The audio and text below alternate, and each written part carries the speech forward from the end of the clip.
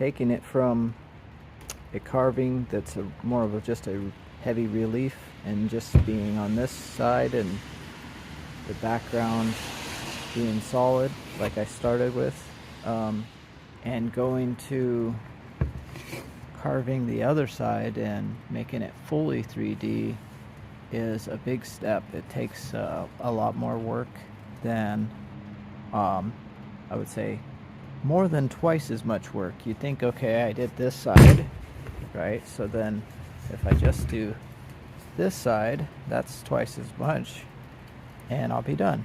But it's actually more complicated than that, because you have to be able to transfer your measurements and everything that you're kind of like seeing where this leg is and this one is and that through to this side. And also you have to get into nooks and crannies in here and in between it all that was just kind of assumed while it was in a relief form. So taking it to a fully 3D sculpture is a whole nother thing altogether.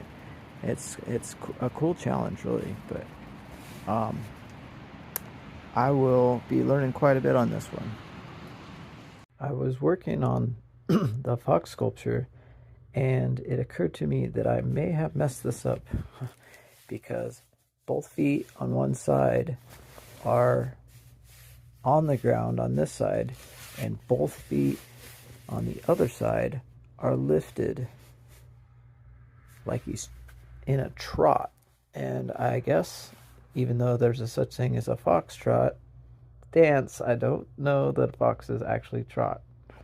So what I'm going to do to sort of correct this is I'm going to take this foot, and hopefully there's enough material in the wood, and I'm going to straighten it so that it comes down more like that. And that way this foot, the paw, is still on the ground, and then that one is on the ground, and then this one is on the ground.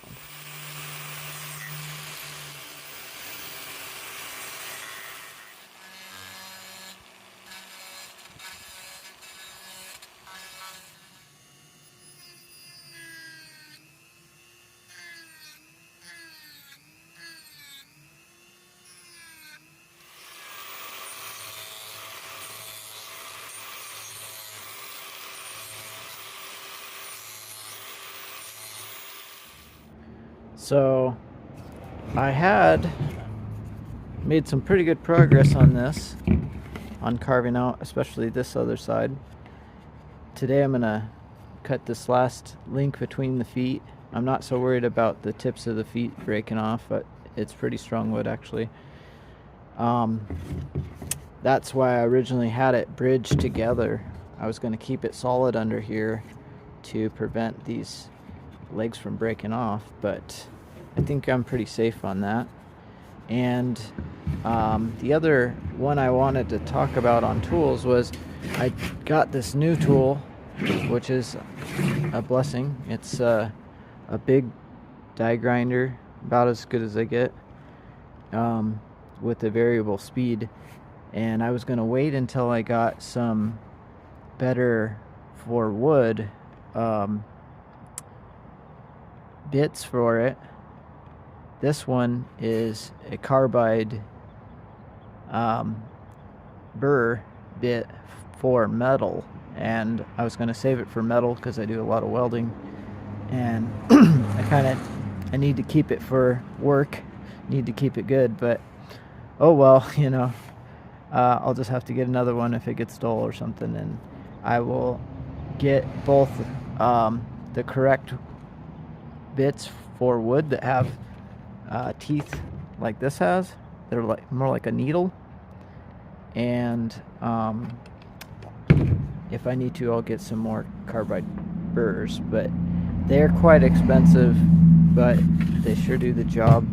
And then this just has like a speed control in the back, and it's nice. It goes all the way from like 700 RPMs to 28,000, so it really, and it has pretty good torque, so it really is pretty nice. It's a little ginormous to like do fine detail with. You like try to pick it up. I try to like rest it on my arm and use it like that. But I mean, the other thing I'm doing that I probably shouldn't be doing is just like using the angle grinder one-handed. I do that all the time, and that's one thing. But with this bit on it that has these aggressive teeth, if it dropped on my leg or something, I'd you know, that could be real bad. But I'm just being really cognitive of the danger that potentially could happen and just taking my time on this. But once I get into a bigger project where the wood is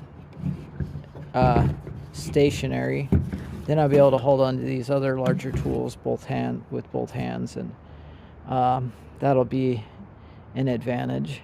A little bit of a disadvantage because it's nice to be able to rotate it to whatever angle you can to get at it better. And then for a little bit of the finer details, I do have a Dremel, but I've also got the flex shaft like attachment on it, and I've got a bit on here that's like linear little flutes that cuts pretty smooth. It has a tendency to dig a little too much and then make little scallop marks. But if you drag it along like this way, it'll make like a smooth trough and almost perfectly smooth where it wouldn't need to be sanded or anything. So I'm wanting to maybe use tools that will leave a dressed nice finish and skip a bit of the like fine sanding at the end. I don't know. I'll see how that works out as I go, and it's definitely something to consider as I work forward in what I buy. Try not to buy like a ton of more bits at this point until I know exactly what I need. But the next one, I'm going to definitely jump into like a chainsaw carving size, and I've got this set up and I'm going to make it specifically to be able to stand.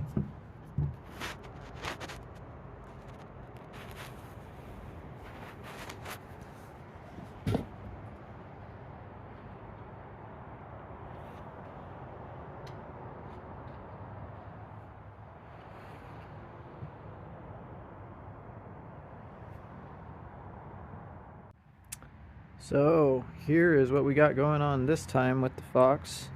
I made quite a bit of progress, but the tail broke off part of it. There was some cracking when I started this, and I actually am not super surprised, but I was more concerned about this crack. So I meant to epoxy this before I got back to carving it, but I'll just have to be careful not to damage this section of it where I'm going to glue to this section. And I'm going to use epoxy and not just wood glue because where it cracked, it did have some like tension in it, so it doesn't sit super duper tight flat to itself anymore. Almost, but just with it having a little bit of a gap, I think epoxy will work better, and I might be able to stabilize that with the epoxy also. And then I got a heat lamp to keep my hands warm working outside out here. I'm starting to get into using these flap wheels on the die grinder. I might get some smaller ones, and I might even take them and somehow like cut the edge so that it's duller, so it doesn't have a sharp edge. No one in North Idaho has mufflers on their cars, so there's that. I can't hear. So I was using the flap sander. This is the flap sander on the die grinder, and this has 180 grit sandpaper on it, which is pretty fine, and it was burning this.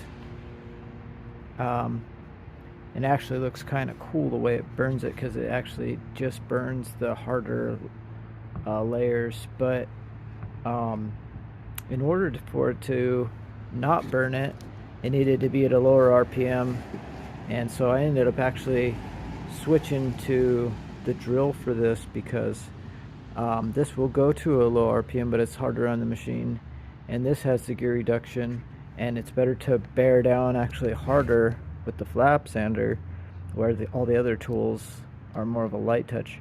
And by like bearing down, it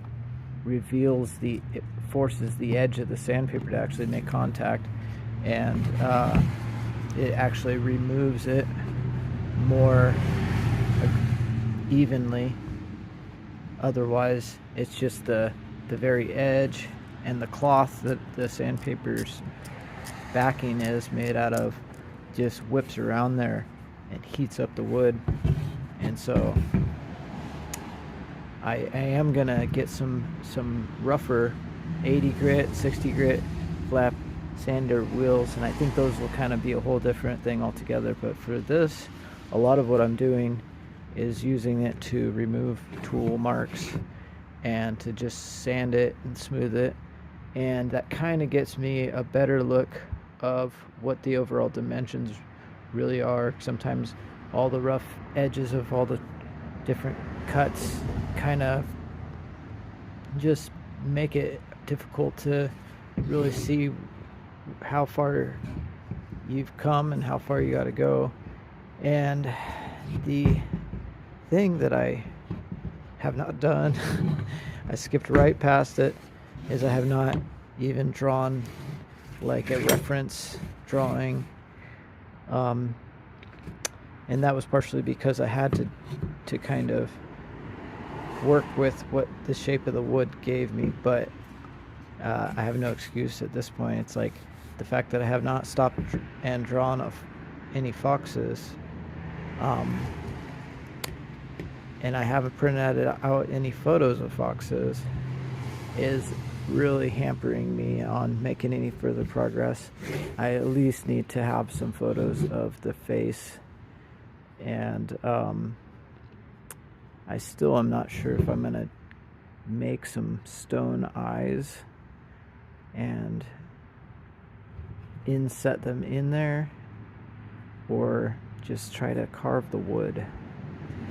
I suppose if I carve the wood and it doesn't work too good, I can just cut them back and make sockets and then put the stone eyes in there as like a plan B. So maybe I'll start with carving the wood. It'll be good practice to see just what I can do and what I can't do. But it is nicer once it's smooth, with the flap wheel smooth in it. But I need some other different kinds of sanders that'll smooth it in a more even way. And I might need to switch to like some hand tools. It's getting difficult to really control the power tools. It is like the last 10% of removing material that's going to be at least 90% of the work and the time, because the closer and closer I get to it, the more gingerly I have to remove the material to not really mess up what I've already got. And it's going to be cool once I get these eyes figured out. Right now it just does not look good without eyes in there. Maybe I just need to like draw in some eyes so that I get them at least in the right position on the face, and some of the other stuff maybe I'll I might wood burn in some details at some point. That's it for now. Until next time.